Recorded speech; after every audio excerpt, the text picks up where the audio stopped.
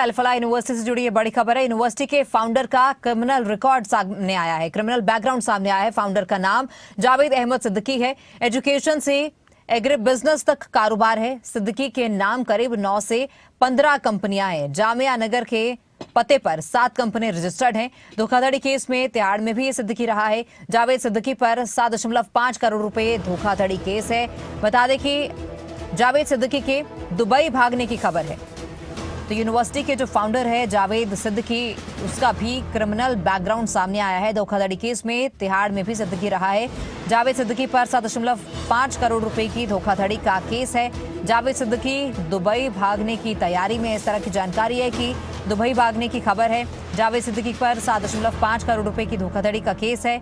धोखाधड़ी केस में तिहाड़ में भी सिद्दीकी रहा है। जामिया नगर के पते पर 7 कंपनियां रजिस्टर्ड हैं। तो सिद्दीकी के नाम करीब 9 से 15 कंपनियां हैं, जिसमें कि जामिया नगर के पते पर 7 कंपनियां रजिस्टर्ड हैं। तो क्रिमिनल बैकग्राउंड है फाउंडर का नाम है जावेद अहमद सिद्दीकी। ज्यादा जानकारी के लिए हमारे सहयोगी अनिल राठी हमारे साथ बने हुए हैं। अनिल, अल-फलाह यूनिवर्सिटी के फाउंडर का भी अब क्रिमिनल बैकग्राउंड सामने आया है। एक के बाद एक परतें खुलती जा रही हैं।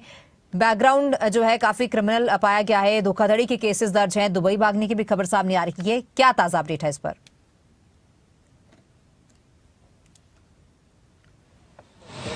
बिल्कुल तमन्ना, देखिए जिस तरीके से इस यूनिवर्सिटी के खिलाफ जांच एजेंसियों की जांच चल रही है, तो उससे स्वाभाविक है कि जो इस यूनिवर्सिटी के फाउंडर हैं उनका बैकग्राउंड खंगालना जो है वो शुरू कर दिया जांच एजेंसियों ने।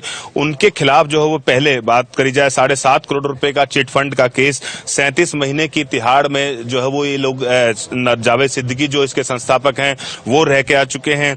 एजुकेशन को लेकर जो है वो एग्रीबिएशन तक जावेद का कारोबार जो है वो बताया जा रहा है। जांच एजेंसियों ने जिस तरीके से इसमें शामिल किया गया है, जावेद सिद्दीकी के नाम पर जो है वो 9 से 15 कंपनियां जो है वो बताई जा रही हैं, जो कि 7 कंपनियां जामिया नगर के पते पर रजिस्टर्ड हैं। तो कह सकते हैं कि कितने फंड जो है वो, किस तरीके का फंड इस यूनिवर्सिटी के ऊपर, इस यूनिवर्सिटी के पास आया, कहां से वो फंड आया और किस किस तरीके का उस फंड का इस्तेमाल हुआ।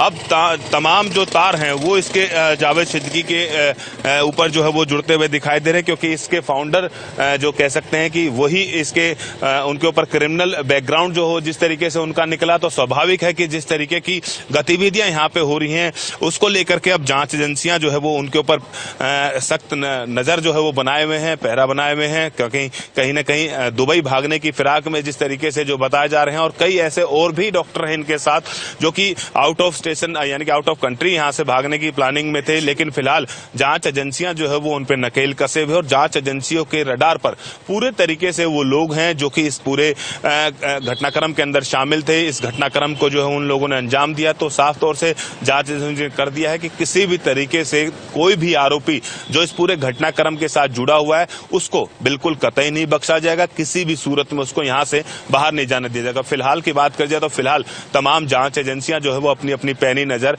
इन सभी लोगों के बैकग्राउंड और इन सभी लोगों के डाटा के ऊपर जो है वो लगाए हुए हैं। जी, बहुत शुक्रिया अनिल जानकारी के लिए।